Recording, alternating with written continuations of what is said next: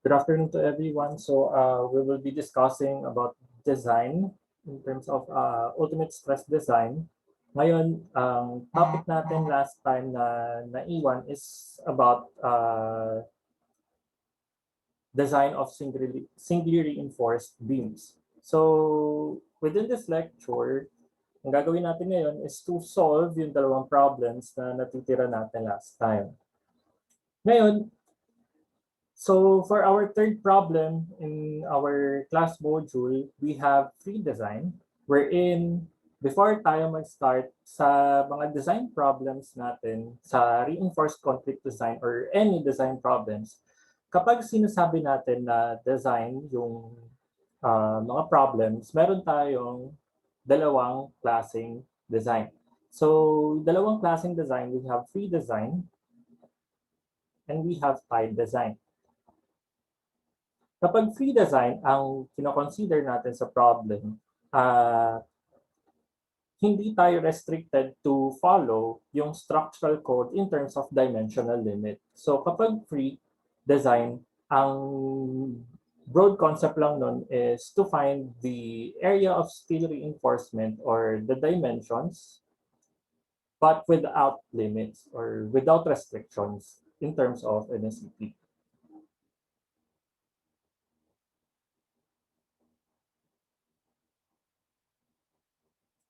Mhm.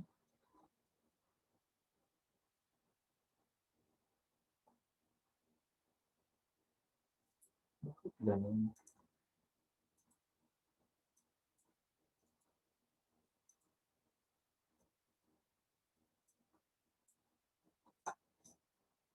Wait lang.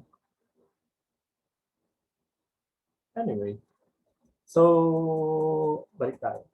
So kapag free design ulit, without restrictions yung kino-consider natin. Pero kapag tied design na, we are mandated to follow the structural code. So in terms of yung answers natin must be in terms of diameter and in terms of wait lang. Sorry, nagkakaroon ng technical problem. Tinatest ko naman kanina.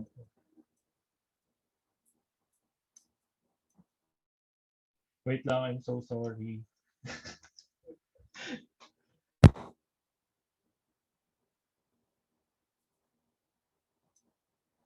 Wait lang po, I'm having some technical difficulties with my sketchpad. Hindi ko nakaamoy ng pressure tong ginagamit ko ngayon. Sorry, hindi rin pala on yung video. Is it okay for me to test muna saglit yung yung tools ko? Yun. Isa pa.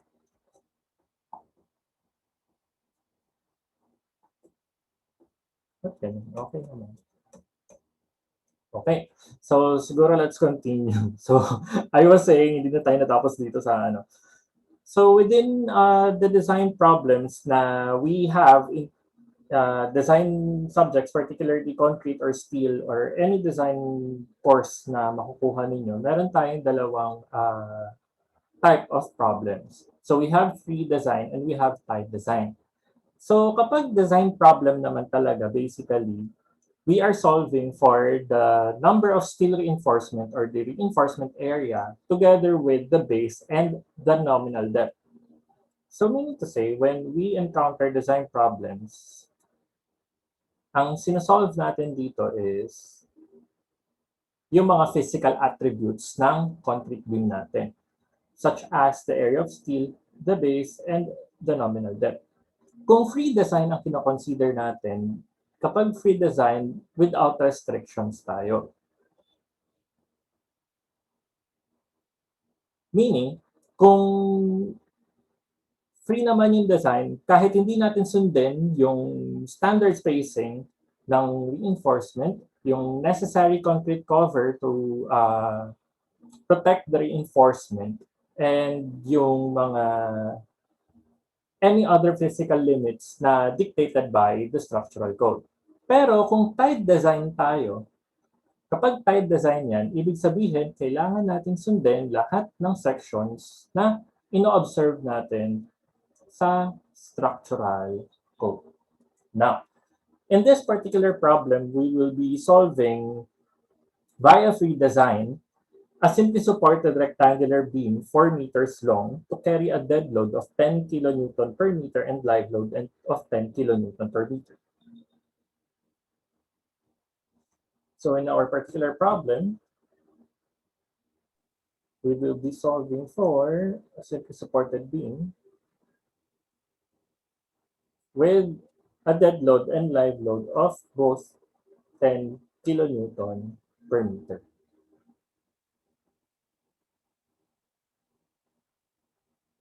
in a span of 4 meters. Now, upon checking yung problem, we have the following parameters. We have f prime c of 27.6, fy of 276, and unit weight of concrete of 23.6 kilonewton per cubic meter. So within this problem, we should also assume that the effective depth, so the effective depth is the distance from the compressive fiber up to the centroid of reinforcement. Higit na mag-iba sila compared doon sa nominal depth because the nominal depth would pertain to the whole depth of the concrete beam. Now, same time, we need to assume that the initial reinforcement ratio or raw actual should be equal to 75% of the maximum reinforcement. Okay.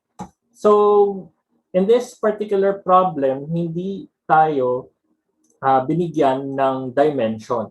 Baga, from scratch lahat yung gagawin natin dito sa problem.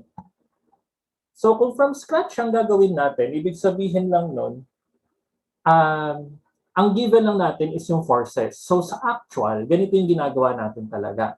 Depende na lang kung may preferred kayong size ng beam before kayo mag-provide ng reinforcement. So, sa actual, ang ginagawa natin is nagda-design talaga tayo ng singly. Kasi kapag doubly, medyo magastos na siya. Pero, since obliged tayong mag-doubly dahil kailangan ng stirrup support, so might as well na mag-design ka na ng singly provided na may chances din siya na magkaroon ng capability in terms of compression. Okay. Now, to start with this problem, ang first natin sigurong tingnan is ano ba yung kailangan nating force na dapat i-resist. So meaning to say, we need to determine the ultimate moment or initial value for the ultimate moment. Bakit ko sinabing initial? Okay, initial yung moment natin because meron tayong dapat i-consider na unit weight of concrete na equal to 23.6. Meaning to say, kung initial yan, hindi pa natin kino-consider yung self-weight ng concrete. Ngayon, to determine the initial value for the ultimate moment, kung simply supported yung beam natin, meron tayong shortcut na formula dyan. Instead na mag-solve pa tayo ng shear and moment diagram. So, anyone who can tell me kung ano yung maximum moment kapag simply supported yung beam natin? WL squared po over 8. WL squared all over 8. Now, yung mga formulas na shortcut natin is particular din doon sa mga sign convention because it is solely based on either the shear and moment equation or the shear and moment diagram. So meaning to say, yung maximum moment natin sa simply supported beam is always positive. Not unless nakapaitaas yung load natin, saka lang magiging negative yung maximum moment natin. Meaning to say, yung position ng reinforcement natin at maximum moment would remain in the bottom part of the beam. Now, meron tayong positive WL squared over 8. Pero, kung may maximum moment tayo, ano ba yung dapat nating i-observe? Kapag ultimate stress design yung ginagawa natin, meron tayong kinoconsider at section 405 of the structural code. Under section 405 ng structural code, kinoconsider natin yung mga factored loading. So kung factored loading yung kinoconsider natin under section 405, ano yung factored loads na yon? Dapat yung ultimate moment natin should be equal to 1.2 multiplied by the dead load or moment due to dead load plus 1.6 of the moment due to live load. Ngayon, upon seeing this, pwede natin isolve yung maximum moment since meron tayong value ng dead load na uniformly distributed load and the same goes with live load. Meaning to say, the maximum moment is also equal to the ultimate moment or 1.2 times the dead load, then L squared, which is 4, all over 8, plus 1.6 times the live load, multiplied by 4 squared, all over 8. Wherein the maximum moment or the ultimate moment now is equal to ilan? So may hawak pong calculator ang lahat. Please solve for this particular equation. Maximum moment is equal to ilan? 56 po. 56. So we have 56 kilonewton meter. So within this ultimate moment, kailangan natin ngayon humanap ng cross-section and reinforcement na magiging appropriate para dito sa ultimate moment natin. Ngayon, dito sa ultimate moment natin, right after, kailangan nating alamin kung ano bang reinforcement condition yung dapat nating gamitin. So after determining the initial ultimate moment, we need to determine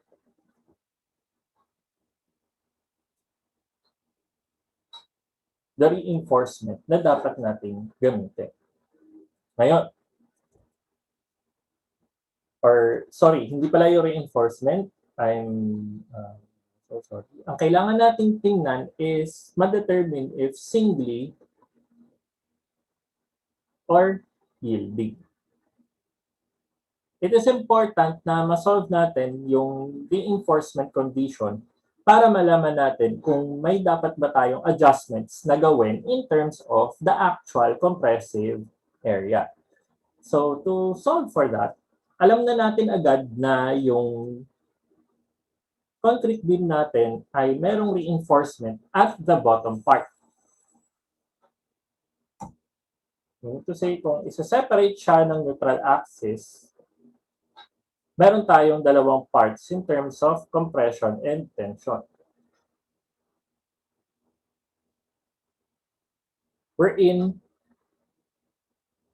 yung compressive part natin ulit is equal to 0.85 F prime C AB and yung tensile part natin is equal to AS F1.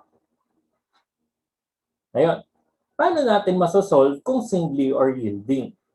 Yung singly, ang una nating gagawin is, kailangan nating alamin na yung raw minimum should be less than or equal to the actual value of the reinforcement. But the actual value of reinforcement ratio should be less than or equal to the maximum.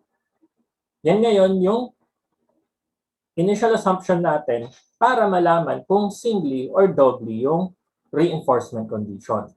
Pero, given dito sa problem natin earlier na may i-assume tayong kailangan na actual reinforcement ratio. So, yung actual reinforcement ratio natin should be equal to 75% of the maximum.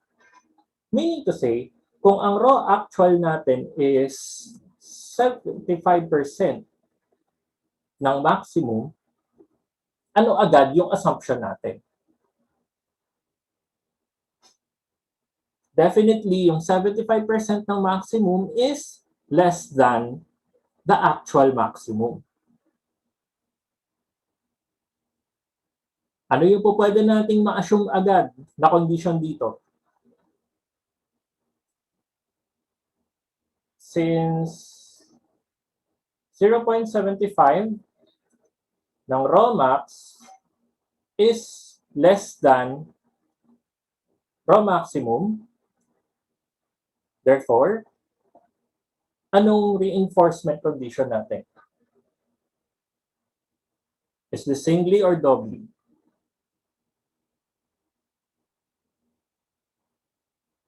Anyone who can answer? Singly po, sir. Singly, di ba? Singly siya kasi ang initial assumption natin kung singly or doubly is dapat yung actual raw natin is less than the maximum. Eh, ang sabi sa problem is yung raw actual daw is 75% ng maximum. So, meron tayong initial assumed value of the maximum ay of the actual reinforcement. Ngayon, sinadya dito sa problem na 75% siya ng maximum reinforcement ratio para mapalabas natin na singly reinforced siya. So ideally sa actual sa actual field, ganito ang ginagawa natin. Initially, nagsaset tayo ng 75% ng raw maximum para doon sa actual. Kasi hindi tayo po pwedeng mag-design ng tutok doon sa maximum, not unless we're aiming for doubly reinforced. Okay.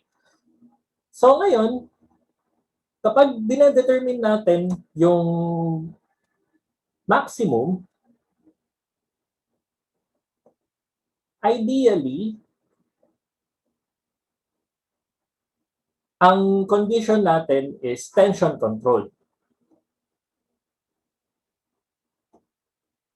Bakit ideally tension control? Ano yung dinidictate ulit ng reinforcement situation kung tension control in transition or compression control? Anong mga values yung kino-consider natin dito? Kapag nasabi natin na tension control, yung tension control would dictate the strength reduction factor.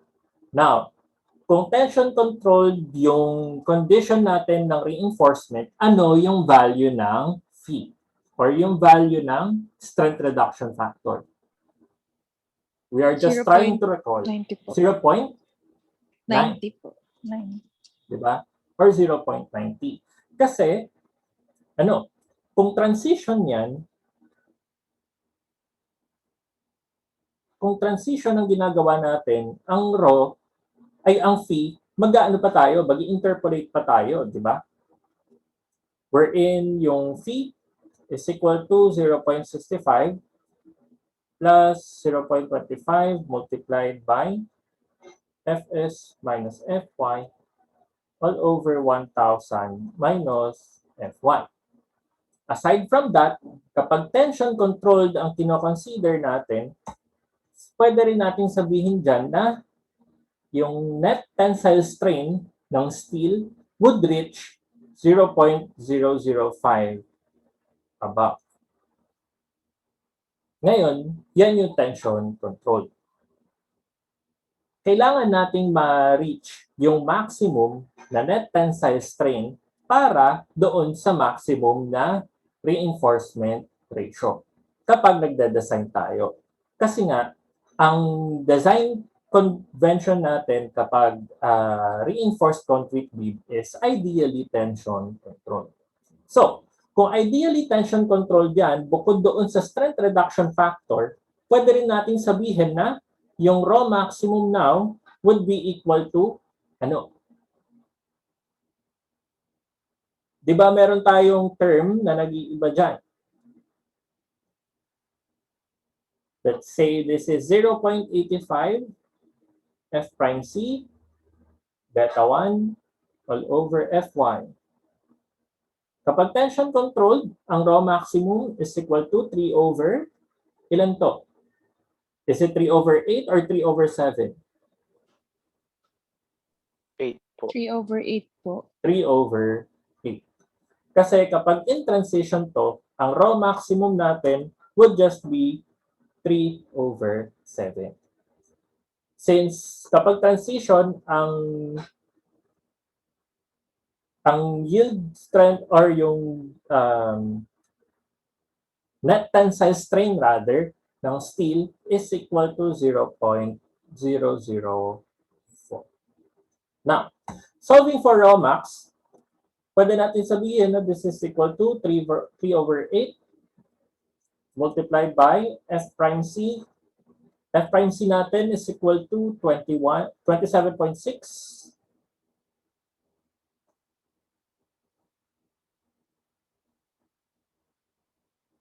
multiplied by beta 1. Since ang F prime C natin is 27.6, beta 1 is equal to ilan? 0.85 po. 0.85 because F prime C is less than 28. So 0.85 all over Fy of 276 megapascal. Raw maximum is equal to ilan?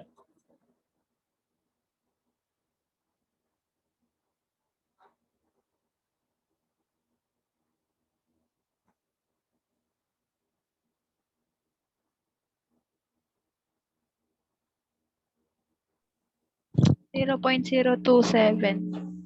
0.027.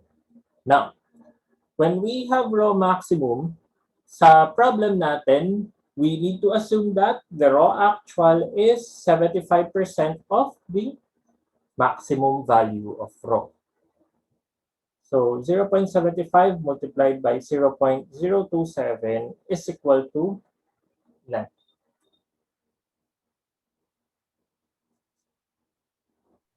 0.02 po. 0.02. Sakto.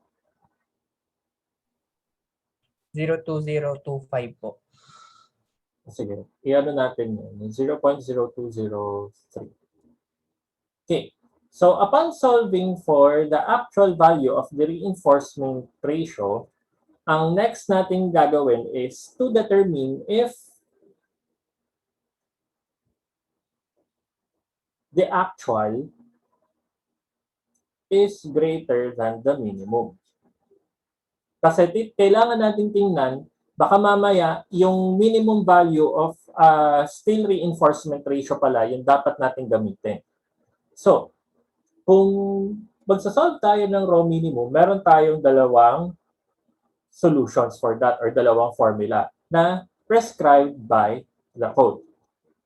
In terms of raw minimum, it should be the greater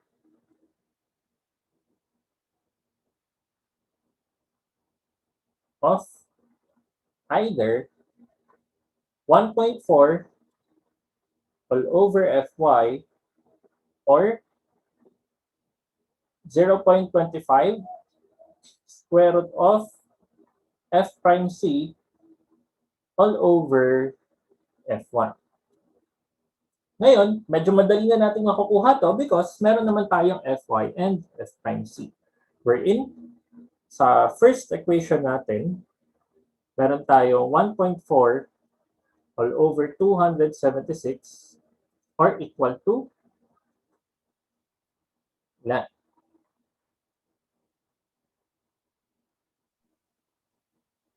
0.00507, sir. 0.00507.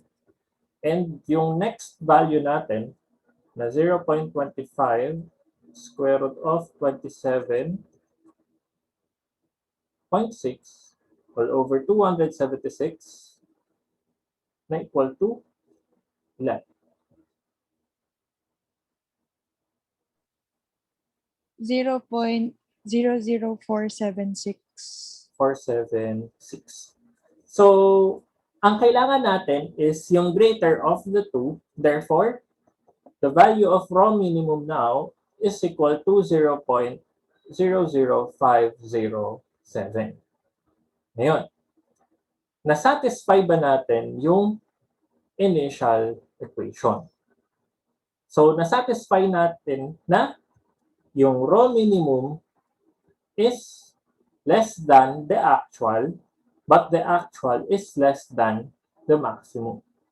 Therefore, na-prove natin ulit na singly, yung beam natin and raw actual is equal to 0.00203. Now, question with regards to this particular step.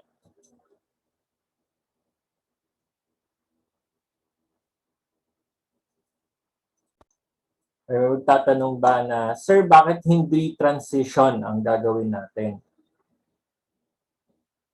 Or bakit hindi ideal na gawing transition yung tension, yung ideally na tension controlled na reinforcement condition?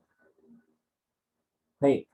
Kapag nasa transition kasi tayo, hindi natin na-utilize yung full strength ng reinforcement natin.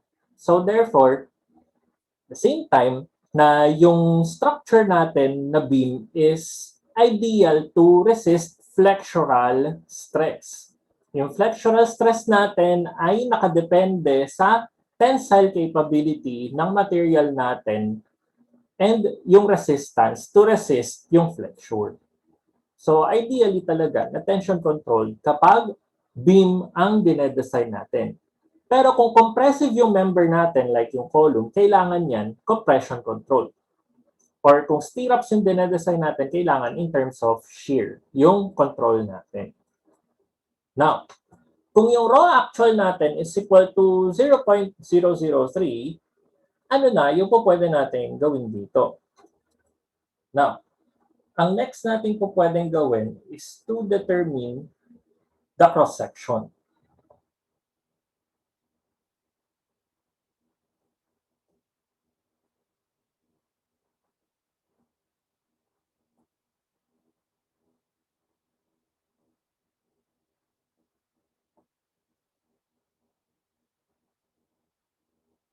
So yung next step natin na to determine dimension ng beam, ano ba yung po pwede nating basis for this? Hindi natin alam lahat ng dimensional factors na meron doon sa beam natin. Hindi pa natin alam yung area of steel reinforcement na saan nakadepende. Ano ulit yung formula natin for the area of steel reinforcement? Given na meron tayong base and meron tayong effective depth. Ano yung value natin for AS ulit? AS is equal to the actual reinforcement ratio multiplied by base and effective depth. So meron na tayong actual steel reinforcement ratio kanina. Ang wala na lang tayo is yung base and effective depth. Ngayon, in what way natin siya po pwedeng isolve? Kung titingnan ulit natin, or kung i-revisit natin yung stress blocks natin, meron ulit tayong dalawang forces in terms of compression and tension. Diba? Where in tension ulit is equal to the area of steel reinforcement multiplied by the yield strength, and compression is equal to 0.85 F prime C A B. Ngayon, kung meron tayong dalawang couple forces, nagkakaroon yan ng distance na kino-cover natin ng moment arm in terms of Z, wherein Z is equal to D minus A over 2. Kung meron tayong dalawang couple forces na nag-a-act at different directions, meaning to say, nag-generate ngayon siya ng nominal moment. Ang idea natin sa nominal moment is yan yung internal capacity ng beam. Pero we are taking note that the ultimate moment is equal to the strength reduction factor multiplied by the nominal moment capacity. Hindi pa natin ngayon alam kung ano yung nominal moment since wala pa tayong idea kung ano ba yung value ng AS and ano ba yung value ng A. Since hindi pa natin siya madidictate kung ano, di ba? Pero ano pa yung alam natin na pwedeng gawin dito sa phi mn? Kung maaalala natin sa derivation natin ng formulas last time, meron tayong kino-consider the value na equal to RBD squared, wherein the value of R is equal to phi rho actual Fy multiplied by 1 minus rho actual Fy all over 1.7 F prime C. So, nire-recall natin yung dinerive natin from last time since medyo nasanay tayo sa analysis dahil analysis yung quiz natin last time. Ngayon, in terms of R, pwede na siguro nating ma-solve yung value ng R because meron na tayong value ng rho actual. Diba? Kung meron na tayong value ng rho actual and alam natin kung ano yung value ng strength reduction factor since tension control yung beam natin, we can directly solve for this. R is equal to 0.9 multiplied by the rho actual na 0.00203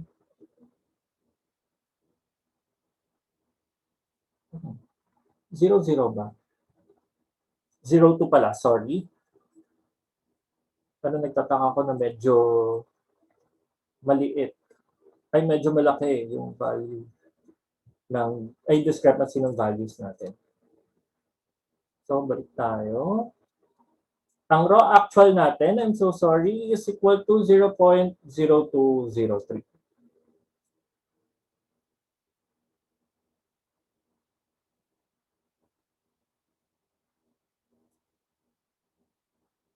Yan.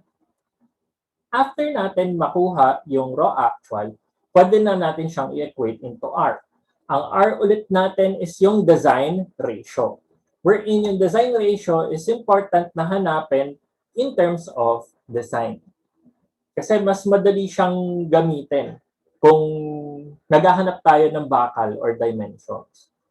Now, 0.003 multiplied by Fy na 276 multiplied by quantity 1 minus 0.0203 multiplied by 276 all over 1.7 times 27.6.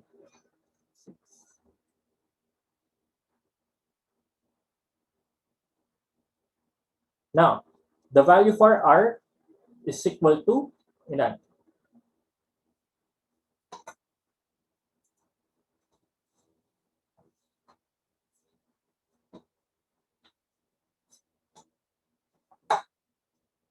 Value for design ratio is now equal to 4.440 po. 4.440.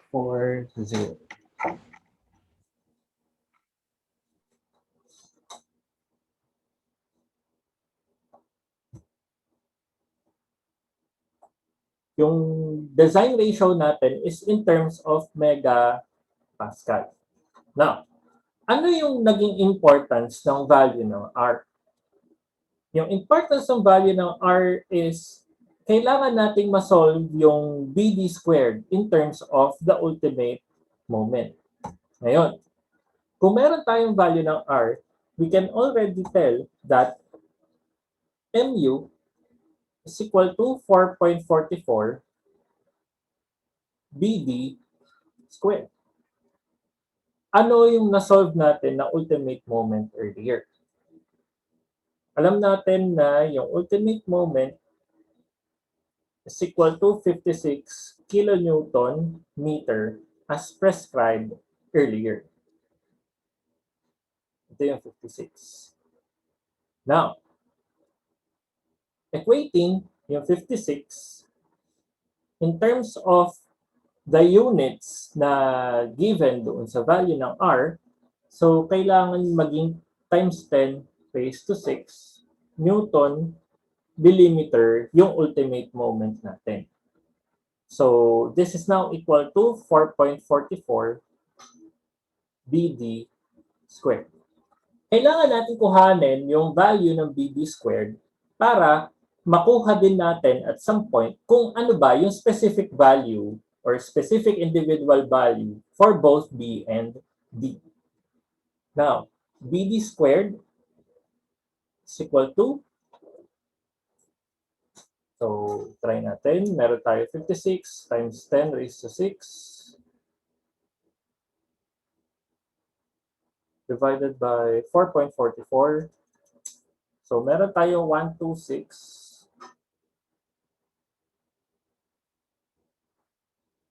12.61 cubic millimeters. Ngayon, ano ba yung importante dito sa BD squared? Alam natin na yung effective depth daw is equal to 1.5 of the base according doon sa given ng problem natin kanina. Diba? So kung alam natin na D is equal to 1.5B, pwede natin i-substitute ngayon yung value ng D dito sa equation ng BD squared. Meaning to say, meron tayong B multiplied by 1.5B squared is equal to 126 12.61. Nakakasunod? So, meron tayong 2.25 B cubed is equal to 12.61. Therefore, pwede nating sabihin ngayon na yung base natin is equal to ilan? So, solving for B, B is equal to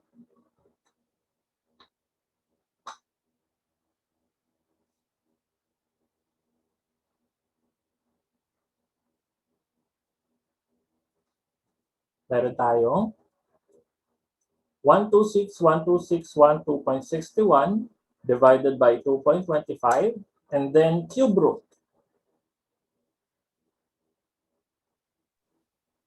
177.640 po. 640 po. 640 640. millimeters. Okay. Ngayon, kapag nagde-design tayo, ang nangyayari is, hindi naman natin po pwedeng ibigay sa site natin na pag halimbawa, nagpapagawa tayo ng bahay, tapos bibigyan mo ng plano yung layman or yung mga kapitero mo or mason mo, hindi mo naman po pwedeng sabihin na, oy, yung beam ko ay 177.64 millimeters, di ba? Kailangan yan at some point maging divisible by 10. Or base natin is yung baga parang nearest tenths. Yung nearest tenths yung ginagawa natin. Ibig sabihin, yung base natin dapat should be equal to 180 millimeters. Diba? Mas madaling sukatin yung 180 millimeters compared sa 177.64.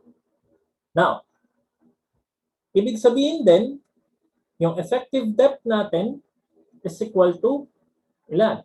Meron na tayong 1.5 ng anong base na ang gagamitin natin. Yung 177 pa ba or yung 180 na?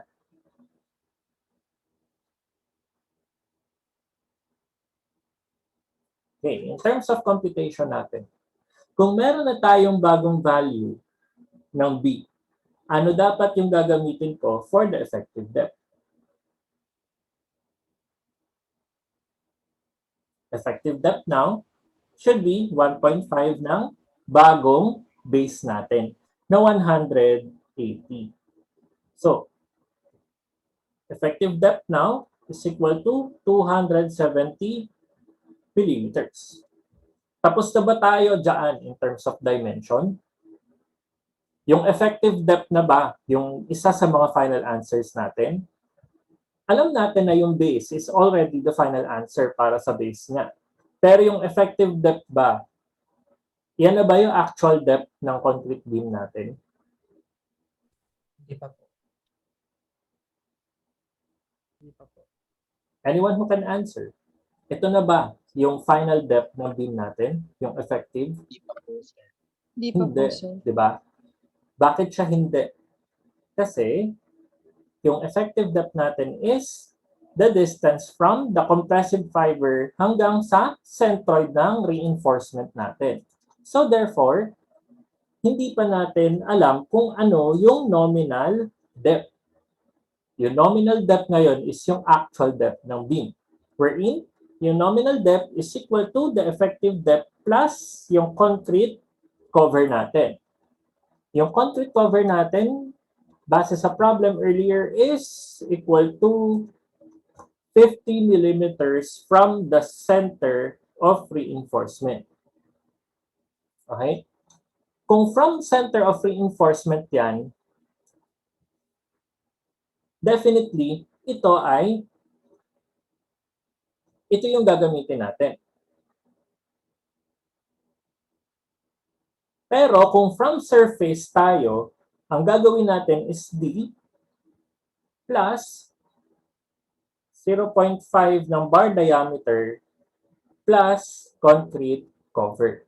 Kung from surface. Ngayon, kung sa dalawang to ang gagamitin natin, alam natin na from center daw yung reinforcement natin. Therefore, gagamitin natin is D plus concrete cover. So, meron tayong 270 plus 50 or equal to 320 mm. Therefore, yung beam natin ngayon ay merong base na equal to 180 mm and nominal depth of 320 mm. Yan ngayon yung isa sa mga final answers natin dapat dito. Questions about dito sa dimensional limits? Habang nire-resize ko tong canvas natin.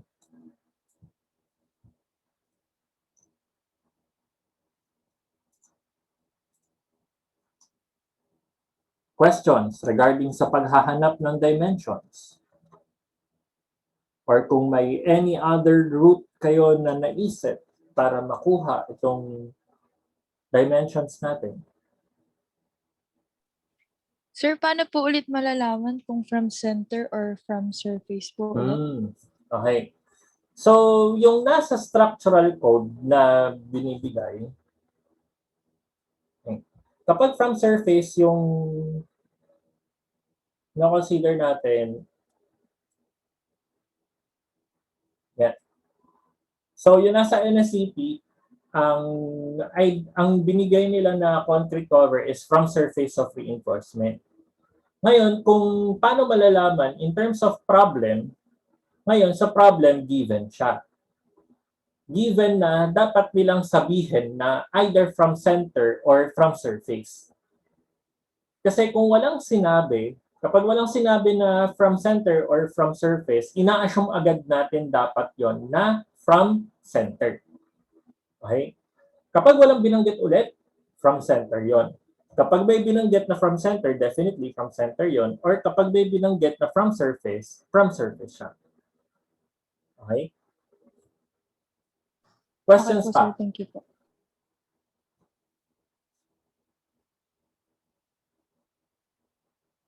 Wala na? Or wala pa? Okay, so proceed tayo dito sa paghahanap ngayon ng reinforcement. So, next step natin is to determine AS.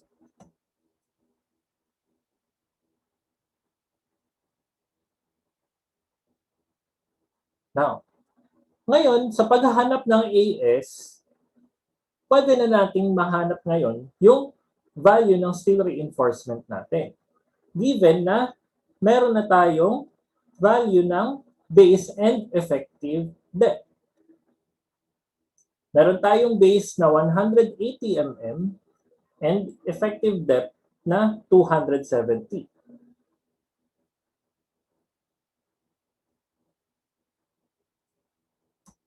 Ngayon, from this standpoint, pwede nating ngayon i-compute na yung either compressive or tensile forces. Pero wala pa tayong value ng area of steel reinforcement. In what way natin po pwede ngayon gawin ito? Hindi pa natin po pwede talaga na kuhanin yung value ng steel reinforcement kasi meron pa tayong kailangang gawin na step para ma-optimize natin yung load na dapat kuhanin ng beam. Alam ulit natin na yung ultimate moment is equal to Vmn. Ang initial natin na value for the ultimate moment is equal to 56 daw. Diba? Yung 56 kilonewton meter ay galing doon sa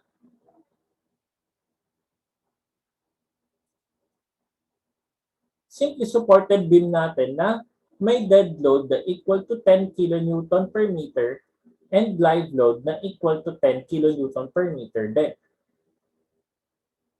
Under a span of 4 meters. Ngayon, given na meron na tayong base and meron na rin tayong nominal depth na equal to 320,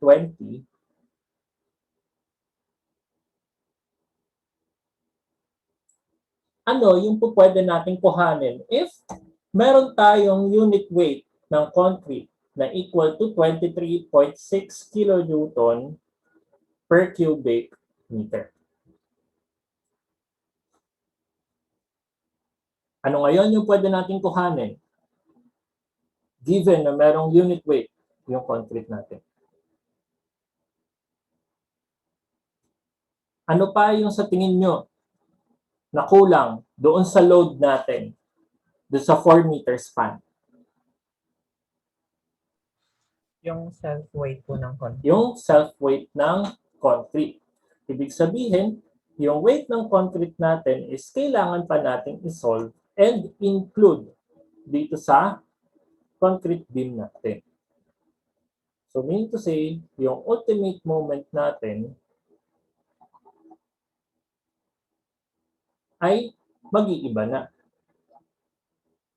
Kung merong unit weight ng concrete dito, ibig sabihin lang ay meron dapat tayong another term or another load in terms of the unit weight of concrete. Ngayon, unit weight of concrete, or sorry, the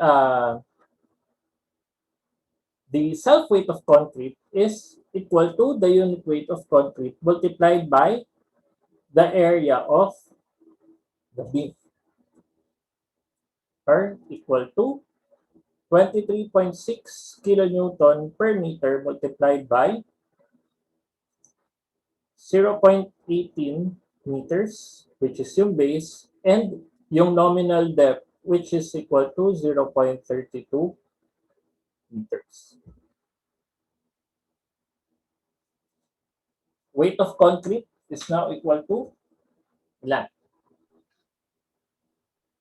1.359 po.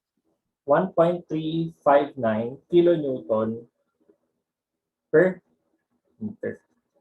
Ngayon, itong 1.359 kilonewton per meter ay idadagdag na natin doon sa ultimate moment. So, ang ultimate moment natin ngayon is 1.2 times the moment due to dead load plus 1.2 times the moment due to weight of concrete. Okay. Bakit 1.2 yung minultiply natin doon sa weight of concrete? Kasi yung weight of concrete natin is interpreted or is considered as dead load. Plus 1.6 ng moment due to live load.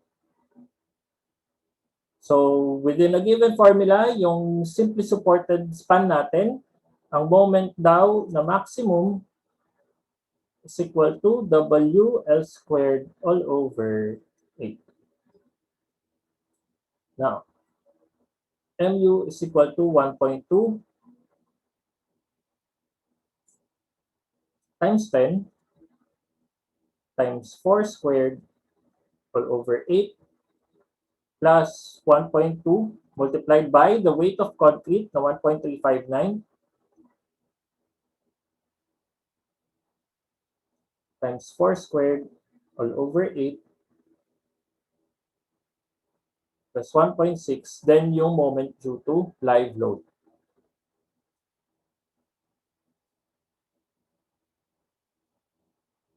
Ultimate moment, so equal to that.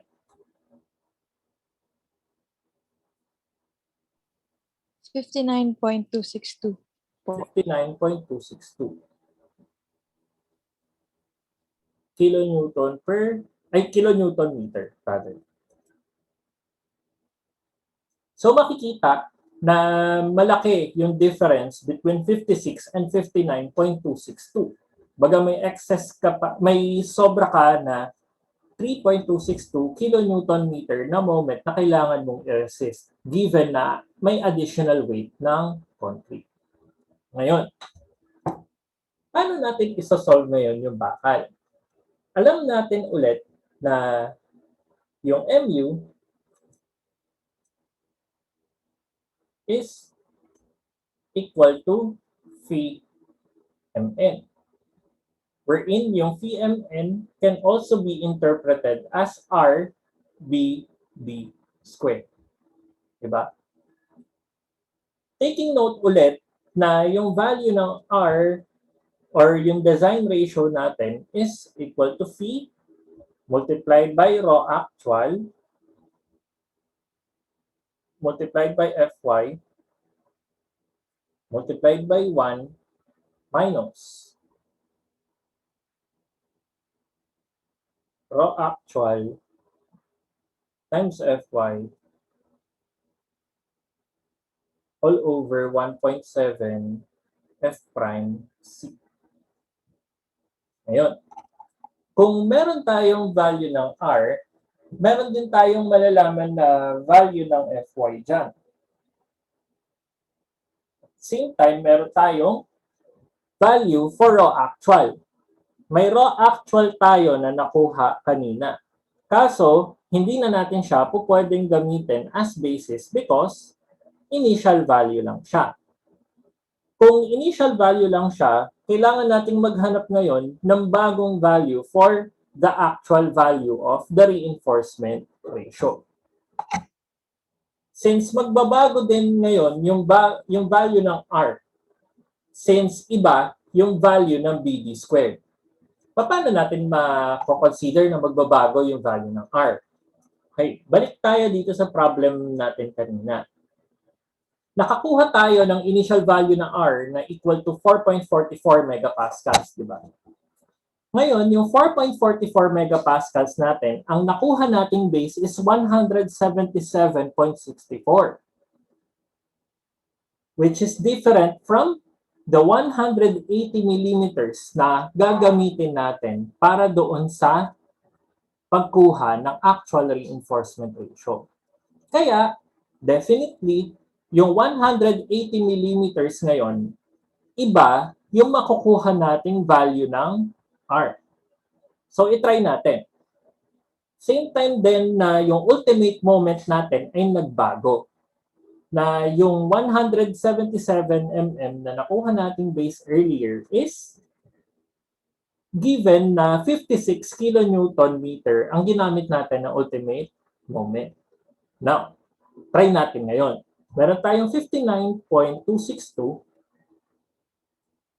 So, let's be consistent with the units. So, times 10 raised to 6 Newton millimeters is equal to RBD squared. So, ang unknown natin is the value of R multiplied by base natin na nakuha na 180 and effective depth na 270 mm squared. Value of R is equal to ilan? 4.516 po. 4.516 megapascal. So, makikita yung difference na kanina, ang value ng R daw is equal to 4.44. So, medyo malaki yung difference na. So, it's around 0.1. Kaso this is in megapascal. So, malaki talaga yung impact niya. Now, upon determining the value of R, pwede na natin ngayon kuhanin yung raw actual from the value na 4.516. So, meron tayo 4.516 is equal to the stress reduction factor, which is 0.9, multiplied by the unknown na raw actual, multiplied by Fy na 276, and multiplied by the group of 1 minus raw actual times 276 all over 1.7 times 27.6. Kung mapapansin, medyo magiging quadratic yung equation natin. So, kailangan natin i-simplify lahat. Ngayon, to simplify everything, kailangan natin i-multiply na lahat ng mga dapat na po pwedeng i-multiply. So, 4.516 bilang wala tayong shift solve. 4.516 is equal to 0.9 times 276. We're just simplifying the maths. Meron tayong 248.4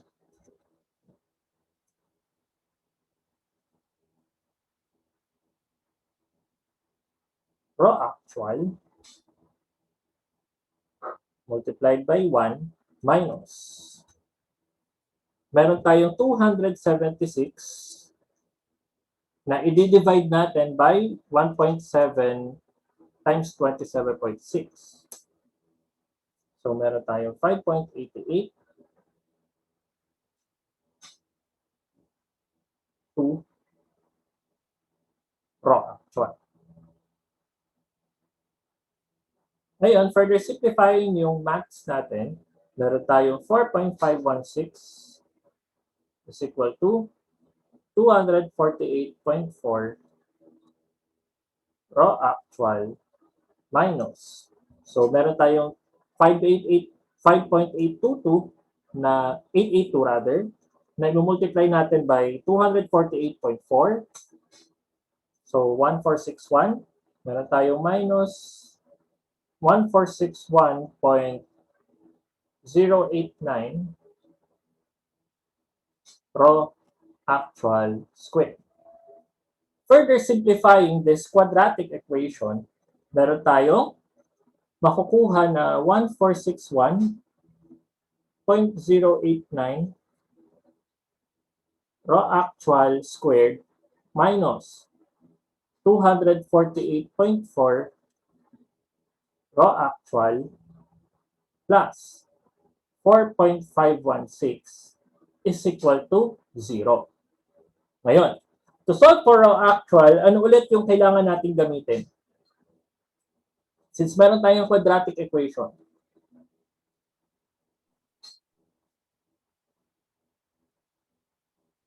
To solve for raw actual, ang kailangan natin gamitin ay Quadratic equation. quadratic equation, wherein x is equal to negative b plus or minus square root of b squared minus 4ac all over 2a. Solving for the value of x, x1 and x2, nakatindot. Wherein, values are, meron tayong a na equal to 1461.089. Meron tayong b na equal to negative 248.4. And value of c na equal to 4.516. Yung mga may scientific calculator na may mode equation, so ang ano po natin ay mode 5-3. Pero yung sa mga walang mode sa mga calculators nila, you can do this quadratic equation. 0.149 po. X1 is equal to 0.149. 9. X2 0.0207. 0.02 po. 0.0207. Ngayon, ano dito sa dalawa yung answer natin? Pareha silang positive. So, hindi natin masasabi kung ano agad yung answer. Ano yung dapat nating tingnan para malaman kung ano yung answer? Let us try to recall kung ano yung mga sinolve natin kanina.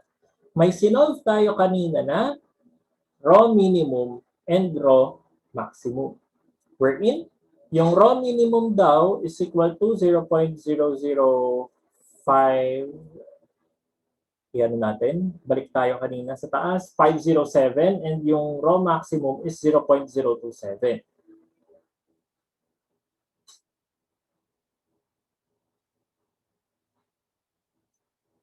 Ngayon, given itong context na meron tayong raw minimum and raw maximum, ano dito sa dalawa ngayon yung final answer natin?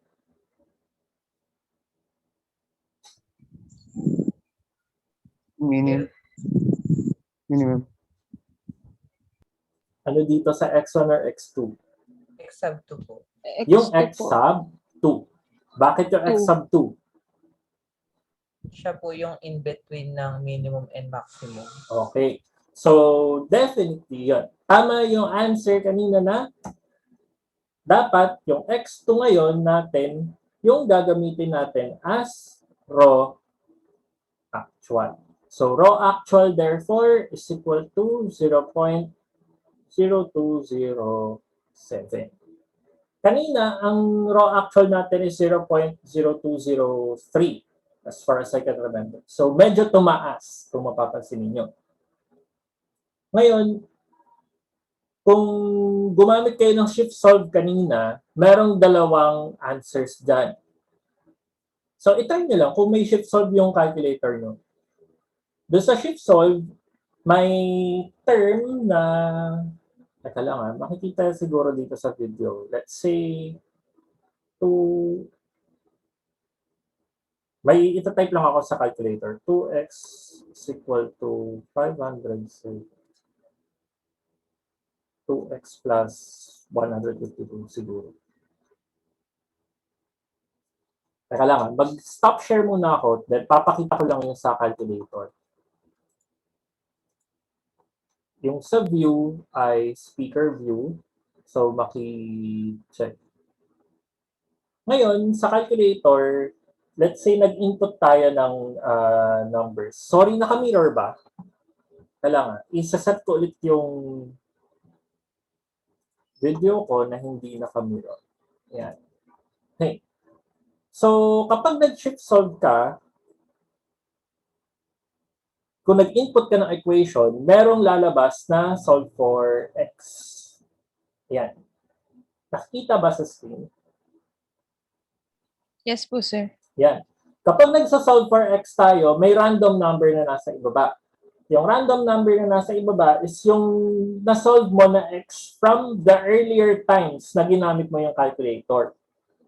Ngayon, itong number na nandito sa ilalim, dyan ngayon maghahanap yung calculator mo ng range ng answers. Meaning to say, from 0 hanggang, let's say, 142.042, dyan ngayon siya maghahanap ng sagot. Ngayon, kung gagawin nyo yung quadratic equation na to, na i-input mo agad sa calculus mo, tapos mag-shift solve ka, ang initial na lalabas is tong 0.149. Pero, kung nag-solve for x ka, and then ang kinuha mong value is 0.027, which is yung raw maximum, maghahanap yung calculator mo ngayon ng answer from 0 hanggang 0.027. So, ang makukuha mong value for x that time is yung 0.02. Okay? So, mga minor lang yan, mga minor details na dapat nating pansinin. Kasi, baka nga mamaya, nangyari din sa akin as a student yon. Nalimutan kong i-input yung value ng x, ang nailagay kong raw actual is this one. So, maling-mali. Kasi, mas malaki to sa raw maximum. Ngayon, raw actual is equal to 0.207. From this raw actual, pwede na natin ngayon kuhanin yung value ng AS. Di ba? AS now is equal to raw actual multiplied by BD or 0.0207 multiplied by base natin na 180 and effective depth na equal to 270. AS is now equal to ilan? 1006.02 po. 0.02 square millimeters. So, ang final answers natin for this problem should be yung base, yung nominal depth, and yung value ng AS. Questions for problem number 1 sa design.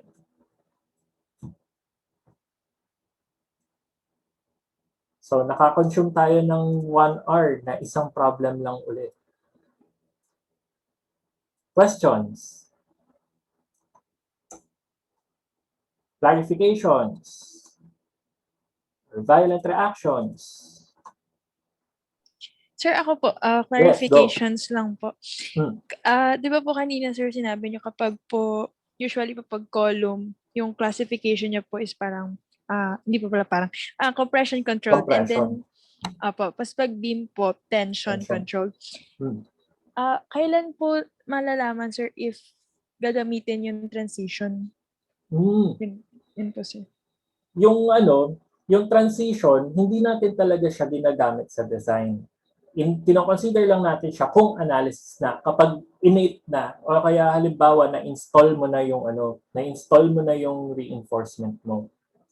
Baga kasi yung in transition is between doon sa limit na sinet ng code in terms of material stress ng steel over doon sa internal capability ng steel na tension ngayon yung kino-consider natin. So, balik ulit tayo doon sa principle.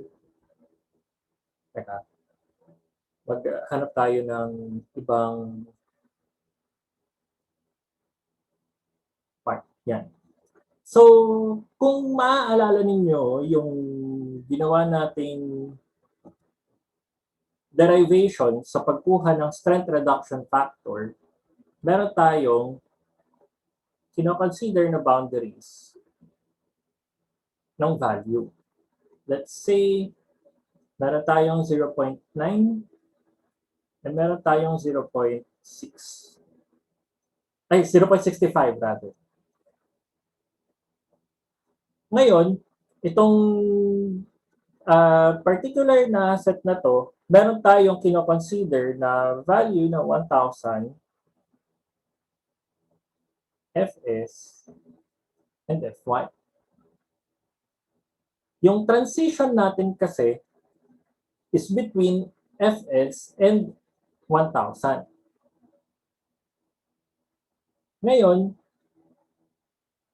between Fs and 1,000, yung mga net tensile strain na kino-consider natin in terms of steel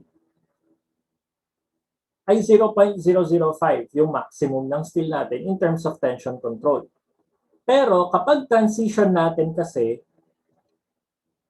yung transition is yung nasa gitna between Fs and 1,000 na kino-consider ng structural code na ang material strain mo dapat for steel is equal to 0.004.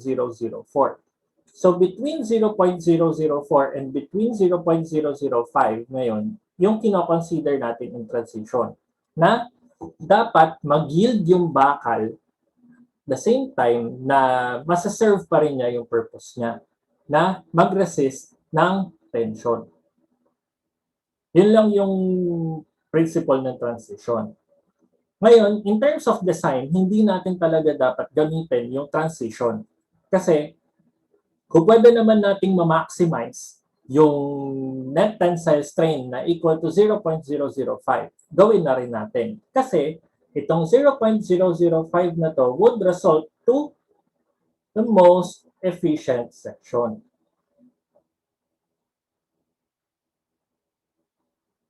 Kumbaga, kung papapasokin din natin yung value engineering doon, ma-consider natin na mas makakatipid tayo sa design na ang gagamitin nating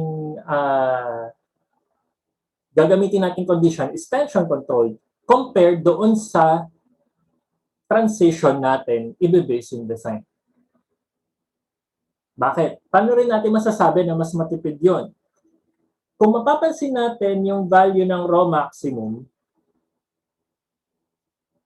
kapag transition or tension control, mapapansin nyo na yung fraction part is sa raw maximum, 3/7 ang transition. Whereas kapag tension controlled, ang raw maximum natin is 3/8.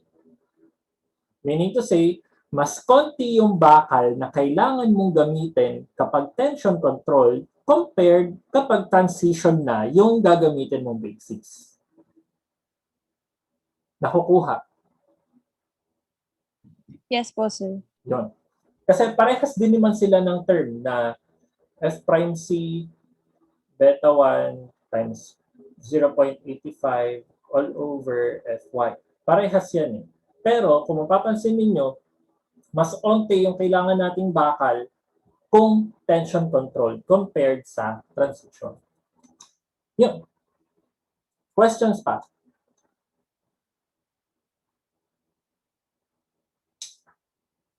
Wala na?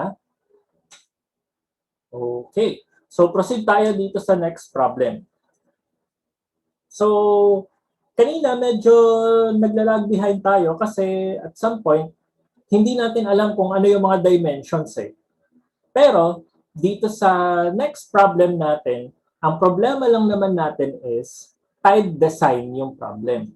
Meaning to say, kung tied design ulit yung problem, restricted tayo sa structural code.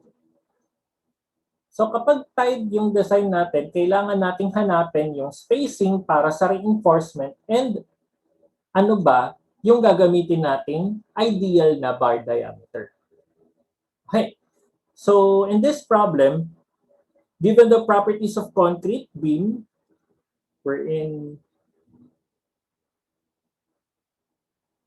we have a base equal to 300 mm,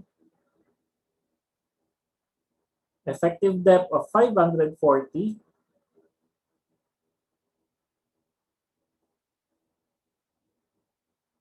F prime C of 27.6, Fy of 345, moment due to dead load na 10 kN meter, and moment due to live load of 20. So, ang kailangan daw nating hanapin is yung necessary area of steel. Meaning to say, kung tied design yan, ang kailangan nating hanapin ay hindi area of steel. Ang kailangan nating hanapin ay yung number of bars na kailangan para ma-reinforce yung beam. Now, itong given na problem na to, meron na tayong moment due to dead load and moment due to live load. So regardless kung anong klaseng beam siya, moment na agad yung given. So wala na tayong ibang formula na dapat gamitin bukod doon sa meron tayong 10 kilonewton meter, moment due to dead load and moment due to live load at 20 kilonewton meter. Therefore, pwede nating masabi na yung ultimate moment is just equal to 1.2 times the moment due to dead load plus 1.6 multiplied by the moment due to live load. So mu is equal to 10 times 1.2 plus 20 times 1.6. Ultimate moment now is equal to 12 plus 32. Meron tayong 44 kilonewton meter.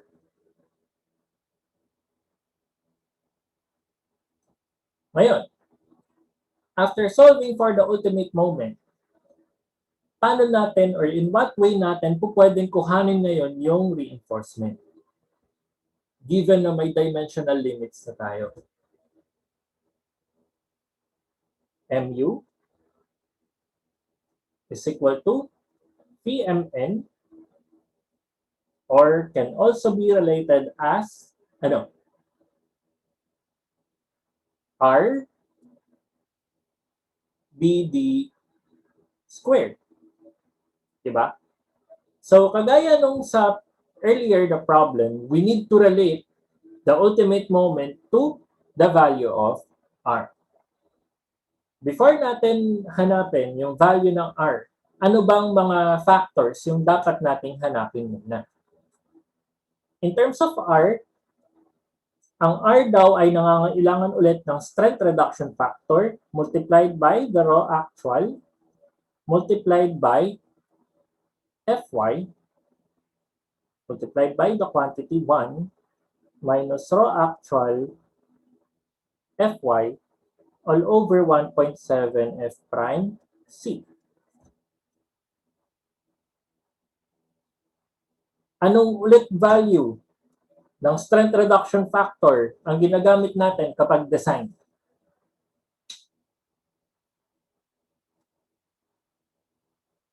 Kasasabi ko lang nito kanina. 0.9 0.9. 9 tension control po. Since tension control yung kino-consider natin sa design. Ngayon, mu is equal to Vmn is equal to RBD squared. Wherein, pwede natin sabihin ngayon na yung 44 is now equal to or 44 times 10 raised to 6 Newton millimeters is equal to 0.9 or sorry, di 0.9 RBD squared muna para medyo maikli. So, R multiplied by base 300 and effective depth na 540 squared. Value of R is equal to ilan?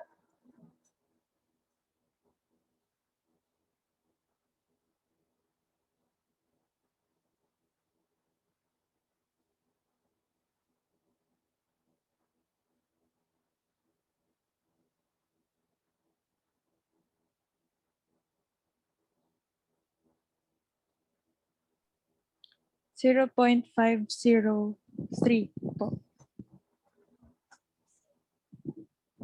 0.503 Po. mega pascal. Ngayon, dito sa dito sa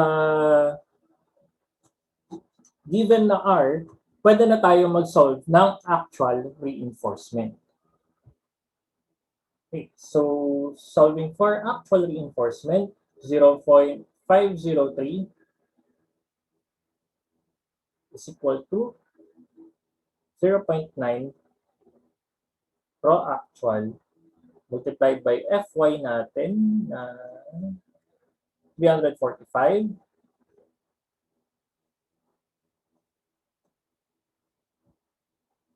multiplied by quantity 1 minus raw actual times 345 all over 1.7 times 27.6.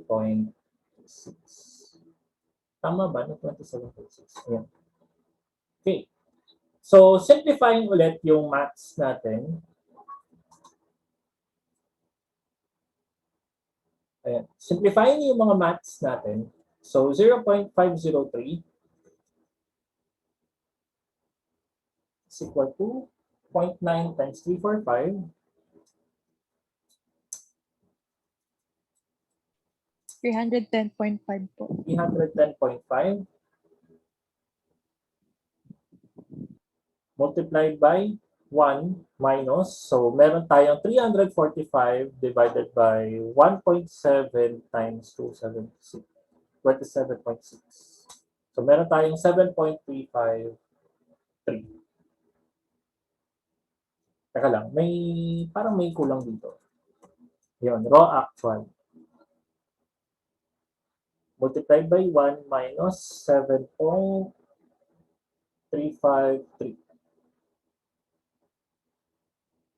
Raw actual ulit. So, further simplification, meron tayong 0.503 is equal to 310.5 raw actual minus 2283.088 raw actual square. Therefore, kung quadratic equation ang habol natin, meron tayong 2283.088 raw actual squared minus 310.5 raw actual plus 0.503 is equal to 0. So, quadratic equation ulit, wherein x is equal to negative b plus or minus the square root of b squared minus 4ac all over 2a.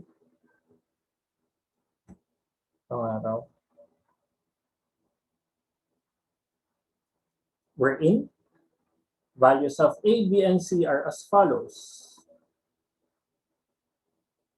A is equal to 2283.088, B is equal to negative 310.5, and C is equal to 0.503. X sub 1 and X sub 2 is equal to yan.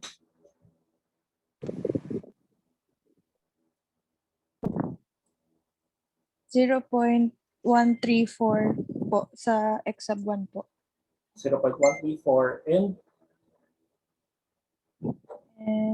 0.00164.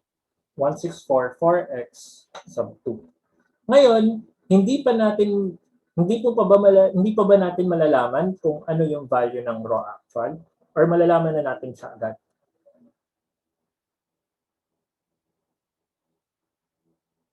Wala pa tayong nakukuhang limits, di ba?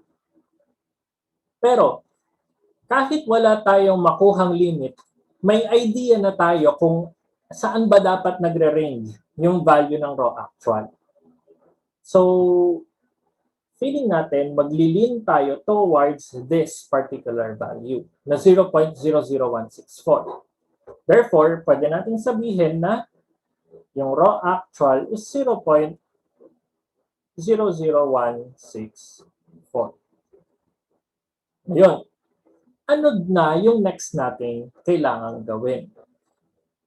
After acquiring the value of the actual row, kailangan nating ma-determine if singly or yielding.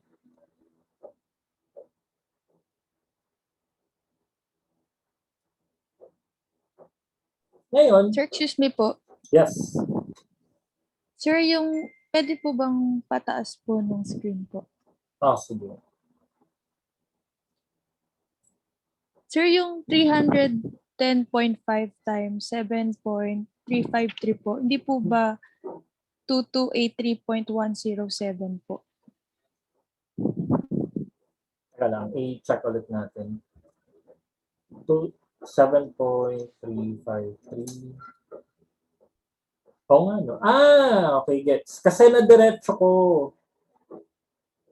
Okay, sige. Kasi na-diretso ko kanina. So, hindi ko na na-simplify. Sige. I-ano natin according dito sa screen. Ayun. Kasi nung pinipindot ko kanina sa calculator, nagdire-diretso na ako. So, yung 7.353 is 7.352 something yun. I-ano natin ulit. 2283 point. Ilan ulit, Rona? 0.107 po. 107.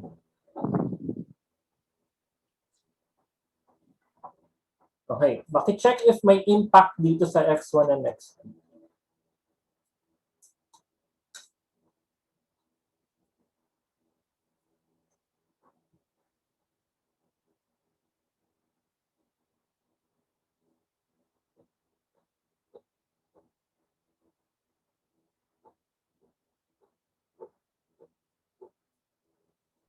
Sa X sub 1 po, sir, wala naman. Wala. Sa X Tapos sub sa 2, X sub 2 po, wala din po. wala rin.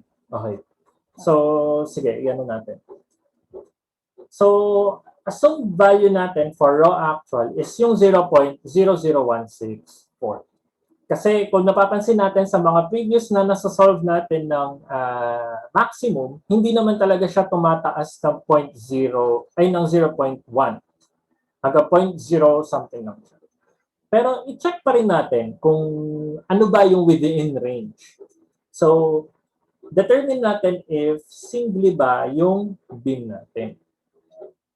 So, kung singly yung bin natin, kailangan dapat na ma-justify natin na yung raw actual should be less than the maximum. Ayun. Since tension controlled yung design natin,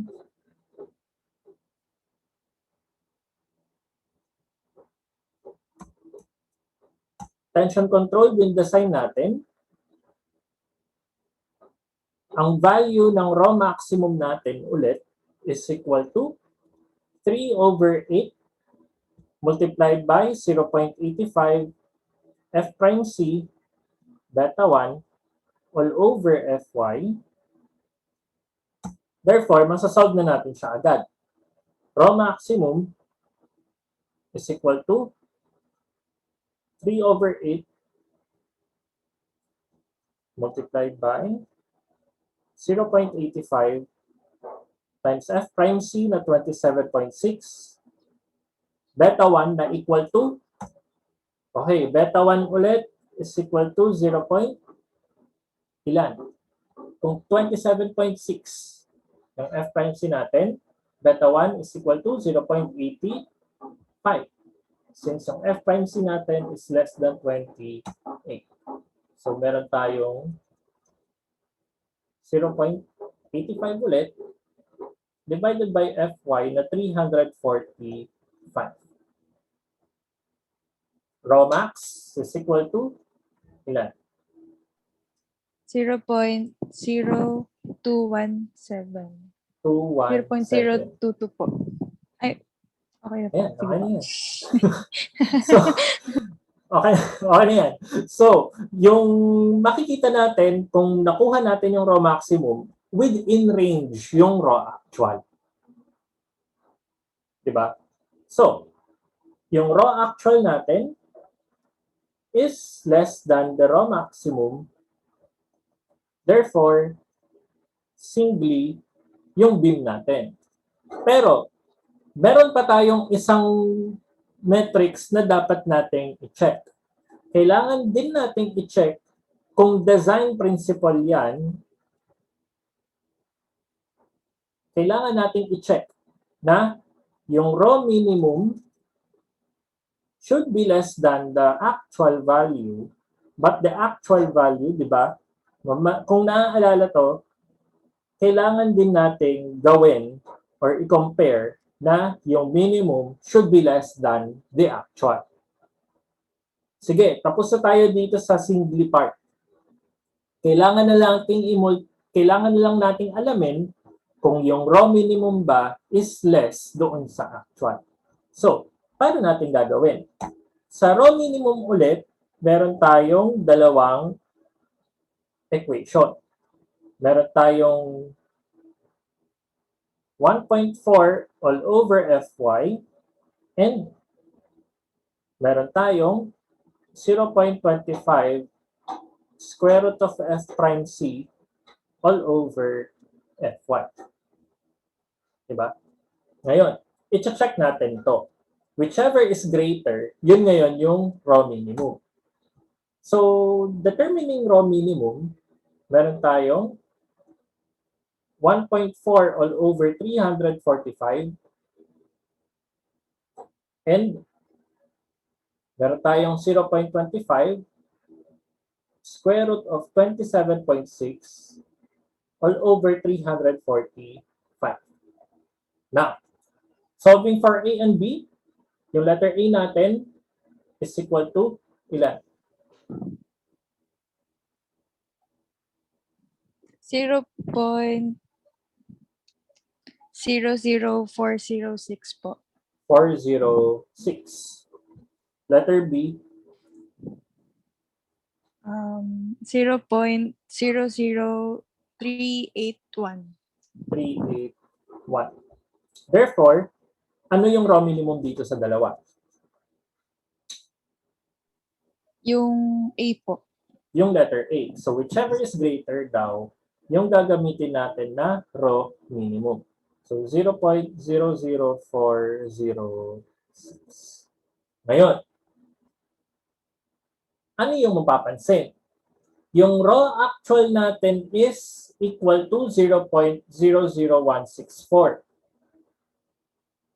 Pero yung raw minimum natin is equal to 0.00406. Ang mangyayari ngayon, yung assumption natin is mali. Di ba? Yung raw minimum daw ngayon ay greater doon sa raw actual. Therefore, ano yung dapat nating gawin? Kung yung actual natin ay mas mababa sa minimum, ano yung dapat nating gamitin na reinforcement ratio to reinforce the beam? Yung actual pa ba or yung minimum na? Yung minimum na po. Yung minimum na. Kasi what is below minimum, hindi na natin pwedeng gamitin. Therefore, yung reinforcement ratio natin dapat should be equal to the minimum. Ngayon, yung AS this time, so we need to determine na yung number of bars.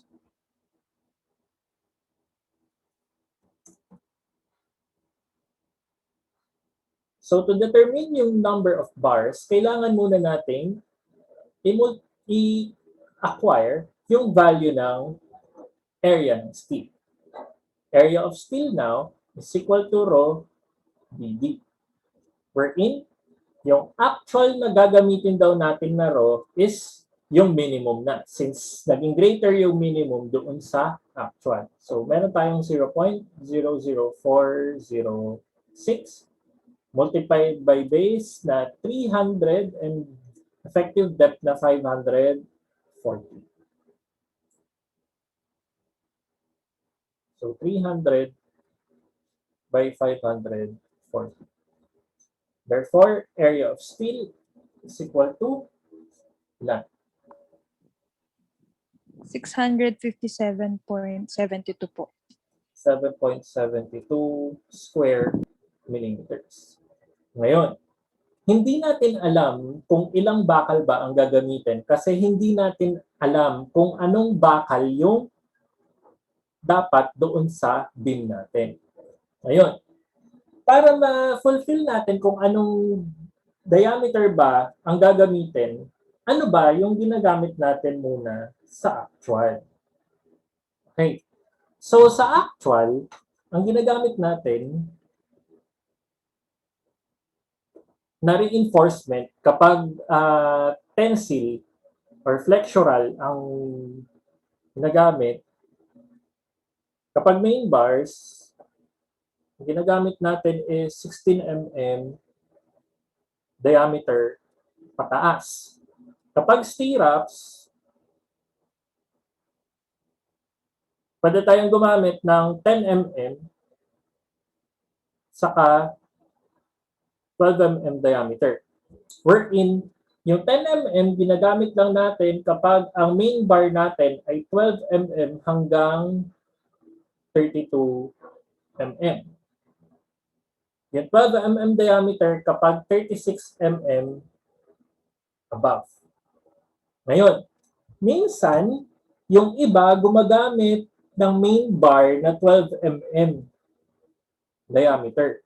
Pero hindi siya ideal not unless bungalow ang gagamitin. Or yung 12 mm mo ay grade 60. Kapag grade 40 yan, medyo alanganin ka sa 12 mm. Ang kadalasan, kapag nagdadesign ako ng structure, kung halimbawa nagpapa-STAAD or ETABS yan, 16 mm yung ginagamit. Kasi yung 16 mm, kumbaga conservative ka na yan eh. Pero mas conservative ka kung 12. Kung nagtitipid ka talaga, pwede ka naman mag-12. Since yung AS naman ay nakadepende sa bilang ng bakal na gagamitin mo. So permissible naman yung 12 mm. Pero sa case natin, try natin yung 16 mm. So let's try 16 mm diameter. Kung magta-try tayo ng 16 millimeters na diameter, paano natin kukuhanin yung number of bars? Number of bars is equal to the area of steel reinforcement divided by the area of bars. Meaning to say, meron tayong 657.72 divided by yung area ng 16. So meron tayong pi over 4 times 16 squared. Number of bars ay equal to ilan?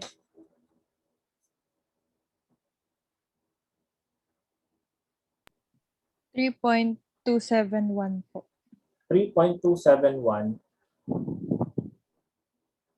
or 4.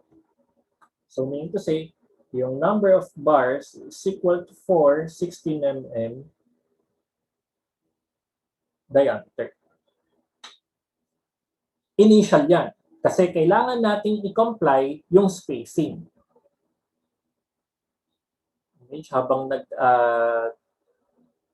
update ako ng canvas size.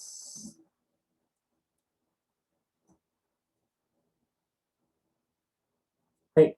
So, after getting yung initial number of bars, kailangan natin siyang i-check sa spacing according sa structural code.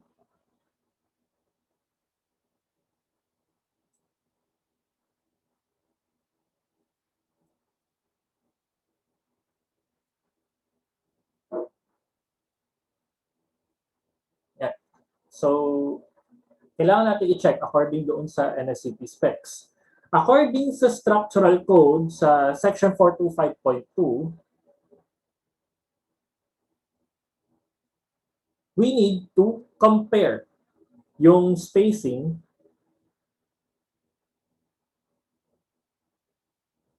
through the following metrics.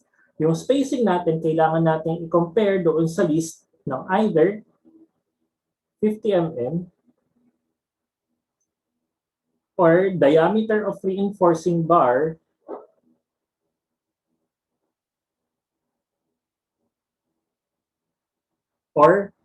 4/3 ng average aggregate size.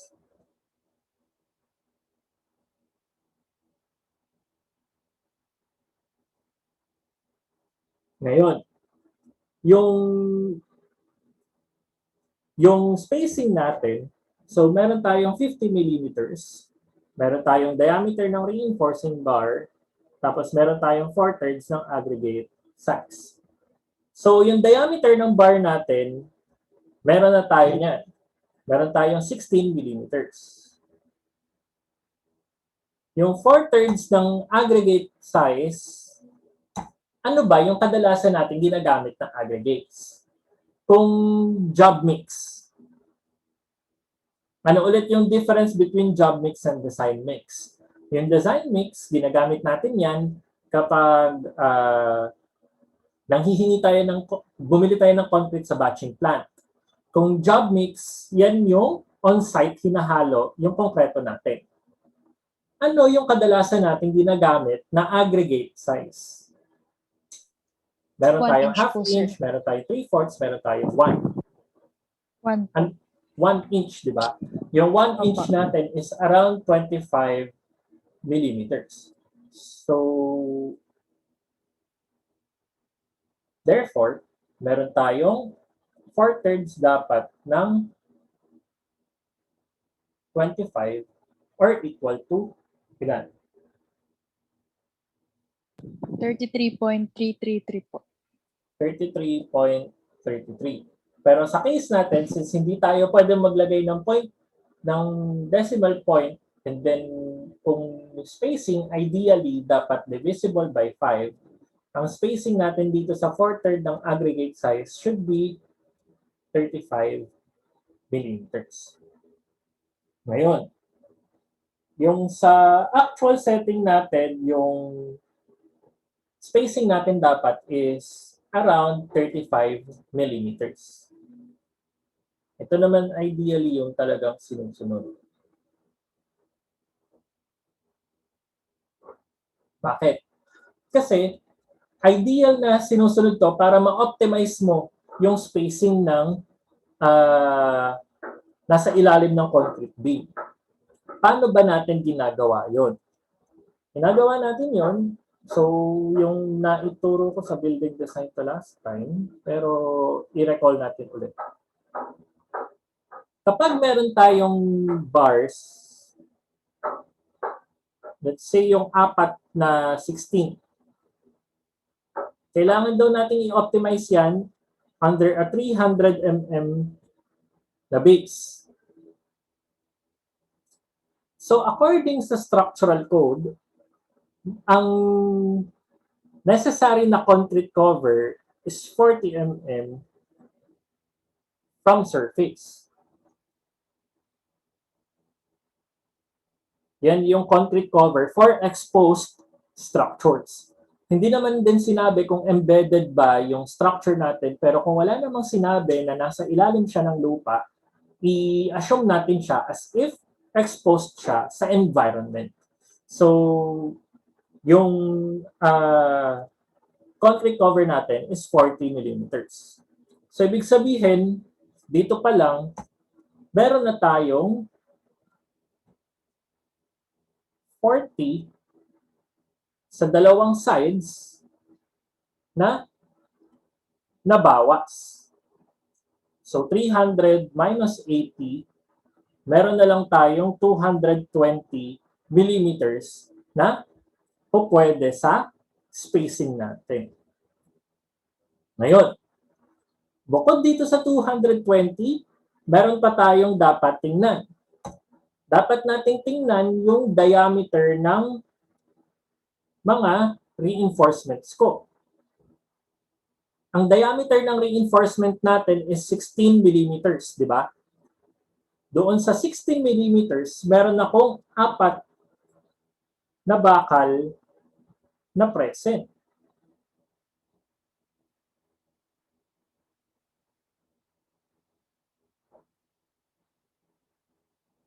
So, yung 220, babawasan pa natin ng 4 na 16. So, 220 minus 4 times 16, meron na lang tayong 156 millimeters na dapat i-consume for spacing. Ngayon, ang spacing daw dapat natin ay 35 mm. Yung 35 mm na goal natin, kailangan either greater than or equal. So, ibig sabihin, yung spacing natin should be greater than or equal to 35 millimeters. Question, Sir, bakit pa natin sinama yung diameter ng bar doon sa spacing? Kung 35 mm yung gagamitin natin, di ba yung 16 mm yung least? Okay. Hindi natin po pwedeng gamitin itong bar diameter kasi yung aggregate size natin ay mas malaki kesa doon sa bar diameter natin. So, kung gagamitin natin yung 16 mm, hindi ngayon bubuhos yung concrete doon sa ilalim na portion ng beam natin. So, magkakaroon ng ampaw or honeycombing yung concrete natin na iniiwasan dapat natin.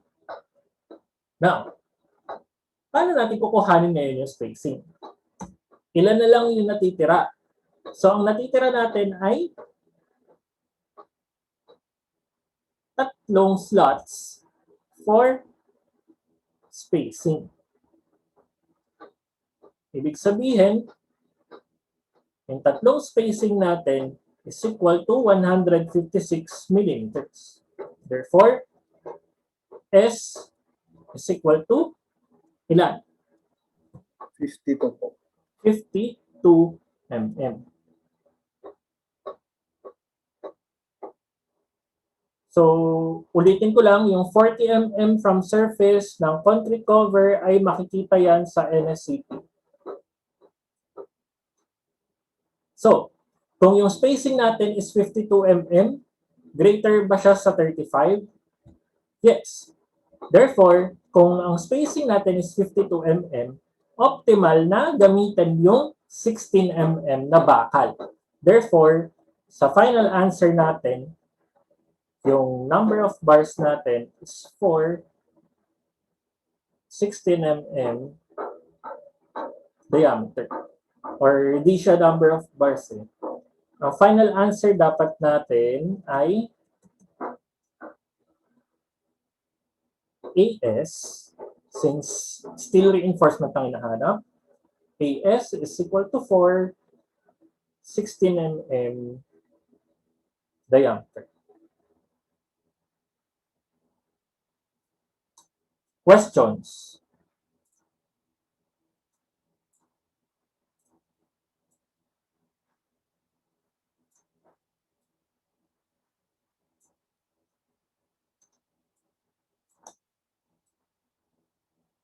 Tanong regarding pipe design.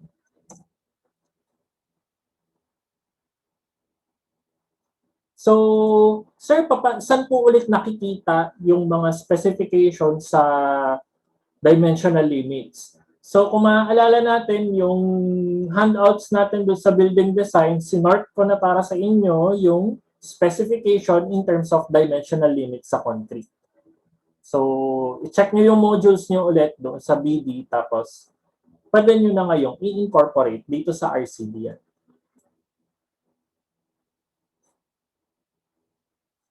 Tanong regarding dito sa ginawa natin.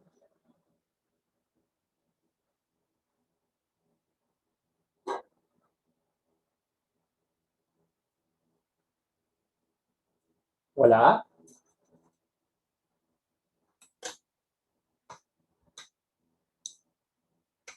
Sure?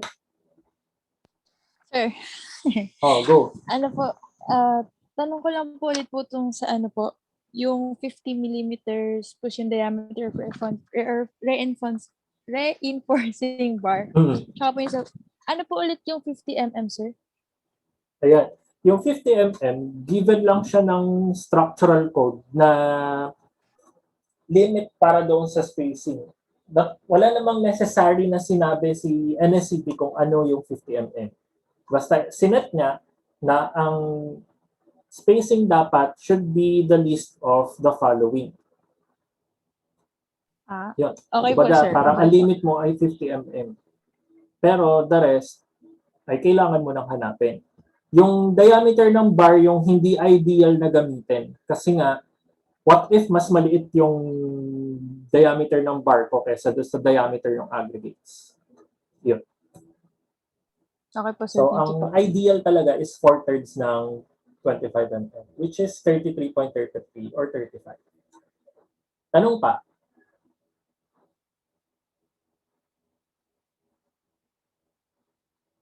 Sir, paano kung yung spacing ko ay less than 35 na? Ano na yung dapat kong gawin? Okay. Kung kayo yung engineer, kung halimbawa yung spacing ko ay less than 35, ano yung dapat kong gawin? Halimbawa, ang sinabi lang nung designer, ang kailangan ko lang gamitin ay 16 mm dahil may limit ako sa space. Hindi naman ako po pwede gumamit ng 20 or 25 dahil gipit na yung owner. O, kung kailangan ko ng 4, kaso hindi naman pala kakasya yung 4 doon sa iisang layer. Ano yung gagawin ko?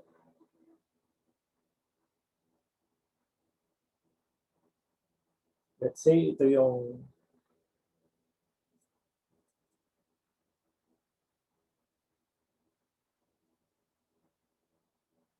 bakal natin. Yung tension, ang kailangan daw ay 4/16. Kaso yung spacing ko naging less than 35. So, ibig sabihin, dalawa lang yung pupwede dito sa ibaba or 3. Saan ko ilalagay yung pang-4? Ano yung pupwede kong gawin? Kasi ang awkward naman na halimbawa, 3 yung ilalagay ko. Tapos yung pang-4, hindi ko alam kung saan ko ilalagay kasi hindi naman po pwedeng 4 sa isang layer. Ano yung dapat kong gawin? Pwede akong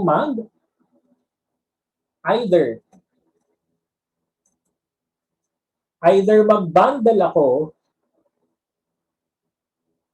para 4 ulit sila or magdalawang layers ako na 4 pa rin sila. Diba? Given na kailangan kong sundin yung sa structural code. Ang importante dito sa pag-place mo ng reinforcement is ma-fulfill mo yung number of bars. So either pwede ako mag-layer pataas or mag-layer ako pababa. Pero syempre, mas okay na mag-layer kang pataas, ay mag-bundle kang pataas, di ba? Kasi kung magbabundle kang pababa, may chances na yung aggregates mo ay mag-ipon dito sa area na to. Di ba? So either mag-bundle ako na ganyan or mag-multiple layers na lang ako. Pero syempre, yung multiple layers, kailangan ko pang isort according doon sa given ng code in terms of spacing pataas and kung may stirrups ba na mag-hold dito. Kung wala mang mag-hold na stirrups, pwede siyang kasing mag-act as web bar na reinforcement for torsion. Okay? Tanong?